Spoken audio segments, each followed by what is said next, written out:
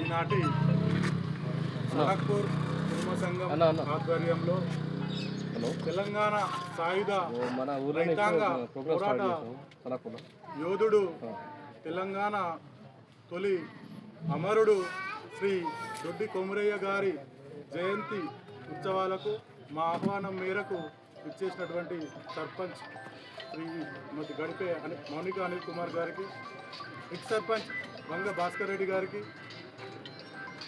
ఉప సర్పంచ్ శ్రీ చెట్టే ఐలయ్య గారికి, కుర్మ సంఘం అధ్యక్షుడు ఎక్స్ ఎంపీటీసీ పూర్ణ ఐలయ్య గారికి, వార్డు మెంబర్ రాజు గారికి, నిర్మల గారికి, మహేష్ గారికి, చెట్టు భూపతి గారికి, యాదగిరి గారికి, మరియు ఇక్కడికి విచ్చేసినటువంటి కుర్మకుల బాంధవులకు మరియు ఇతర బహుజన సోదరులందరికీ కూడా ఈనాటి దొడ్డి కొమరయ్య జయంత్యోత్సవ శుభాకాంక్షలు.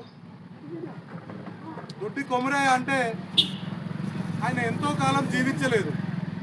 ఆయన కేవలము ఆయన జీవిత కాలము 19 సంవత్సరాలు. 19 సంవత్సరాలు అంటే అక్కడ కూర్చున్న చూడండి యువ నాయకులు వాళ్ళందరికీ నాకు దాదాపు ఒక 18, 19, 20 సంవత్సరాల లోపు వాళ్ళే ఉన్నారు.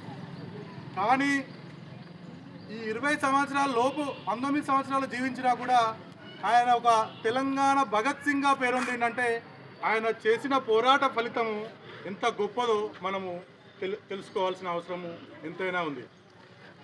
1927 ఏప్రిల్ 3న పూర్వము నల్గొండ జిల్లా, ప్రస్తుతము జనగామ జిల్లా దేవరుప్పల మండలము కడవెండి గ్రామంలో జన్మించినటువంటి శ్రీ దొడ్డి కొమరయ్య గారు ఆనాటి వాళ్ళ విష్ణూర్ దేశ్ముఖ్ దొరసాని జానమ్మ, కొందరు జానకమ్మ అని కూడా అంటారు, ఆ జానమ్మ చేసే వికృత చేష్టలకు, ఆమె యొక్క అరాచకాలకు, ఆమె యొక్క ఆమె చూసే ఒక బానిసత్వపు కోణానికి ఎదురొడ్డి ఒక సంఘాన్ని ఏర్పాటు చేసుకొని ఆ సంఘంలో చైతన్యం తీసుకురావడానికి ఎంతో ప్రయత్నం చేశారు. ఎంతోమంది చదువుకున్న వాళ్ళు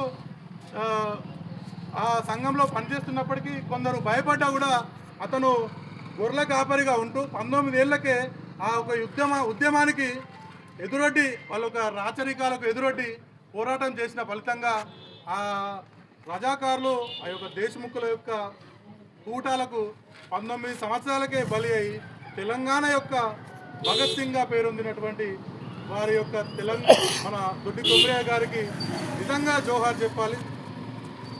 వారి యొక్క స్ఫూర్తిని, వారి యొక్క పోరాట పటిమను, వారి యొక్క చైతన్యాన్ని మనము యువకులము నరన బహుజన, ఆయన ఒక్కడే కుర్మ కులస్తులు ఒక్కొక్కలే కాదు, బహుజన వీరులందరూ కూడా బీసీ ఎస్టీ మైనార్టీలందరూ కూడా ఆయన యొక్క స్ఫూర్తిని నరాన నింపుకొని ప్రశ్నించే తత్వాన్ని మనం పెంపొందించుకొని ప్రతి ఒక్క ఉద్యమంలో చైతన్యవంతంగా పాల్గొని ప్రతి ఒక్క ఉద్యమానికి నాంది పోయాలని మరొక్కసారి పేరున అందరికీ తెలియజేసుకుంటూ, ఇంకొక చిన్న విషయము, ఈయన జయంతి సందర్భంగా మనకొక రాష్ట్ర యువ నాయకులు కొంతమంది పిలుపునిచ్చినారు. ఏ విషయం అంటే మనకు ఒక కోకాపేటలో ఒక ల్యాండ్ గత ప్రభుత్వం మనకు ఒక 10 ఎకరాల ల్యాండ్ ఇవ్వడం జరిగింది. అది ప్రతి కుల సంఘానికి కొంత అని చెప్పి గత ప్రభుత్వం కేసీఆర్ గారి ప్రభుత్వంలో కొంత ఇవ్వడం జరిగింది. మన కోకాపేట నియో పోలీస్ దగ్గర 10 ఎకరాల భూమి ఇవ్వడం జరిగింది. అది ఎందుకోసం అంటే మన యొక్క కుర్మ విద్యార్థులు ఆ హాస్టల్లో ఉండి ఫీజు కట్టలేని విద్యార్థులు, మెస్సుకు ఫీజు కట్టలేని విద్యార్థులు అందులో హాస్టల్లో ఉండి చదువుకొని మేధావులు జ్ఞానవంతులు కావాలనే ఉద్దేశంతో మనకి ఇవ్వడం జరిగింది. అదొకటే కాదు, మన ఉక్కు కళాకారుల యొక్క అభివృద్ధి, ఉక్కు కళాకారుల యొక్క శిక్షణ నిమిత్తము, విద్యార్థుల చదువు హాస్టల్ నిమిత్తము, మరియు మన కుర్మల యొక్క రీసెర్చ్, గొర్రెలు దాని యొక్క ఉత్పత్తి, గొంగడి, దీని విషయంపైన పరిశోధన నిమిత్తము మనకు ఇవ్వడం జరిగింది. కానీ ఆ 10 ఎకరాల భూమిలో కొంతమంది గొల్ల కులస్తులకు ఒక 5 ఎకరాలు మన పెద్దలు ఇచ్చినారు. మిగతా 5 ఎకరాలలో కూడా ఈరోజు ఒక ప్రైవేట్ సంస్థ, మన కుర్మకుల పెద్దలు ఏం చేస్తున్నారంటే మనకు ప్రైవేట్ సంస్థ అయినటువంటి నారాయణ సంస్థకు వాళ్ళకు లీజుకి ఇచ్చే ప్రయత్నం ఆల్రెడీ లీజ్ డీడ్ కూడా చేసుకున్నారు. దీనిపైన మనం ప్రతి ఒక్క యువకుడు, ప్రతి ఒక్క కుల సంఘం నాయకులు, సీనియర్ నాయకులు కూడా కొట్లాడాలి.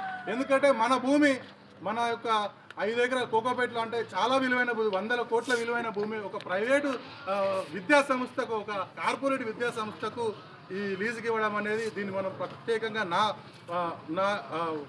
ప్రత్యేకంగా ఖచ్చితంగా దీన్ని వ్యతిరేకించాలి. ఈ విషయమై గత ఏప్రిల్ 1న ఇందిరాపార్క్ దగ్గర ధర్నా కూడా జరగడం జరిగింది. అనివార్య కారణం వల్ల నేను కూడా వెళ్ళలేకపోయాను.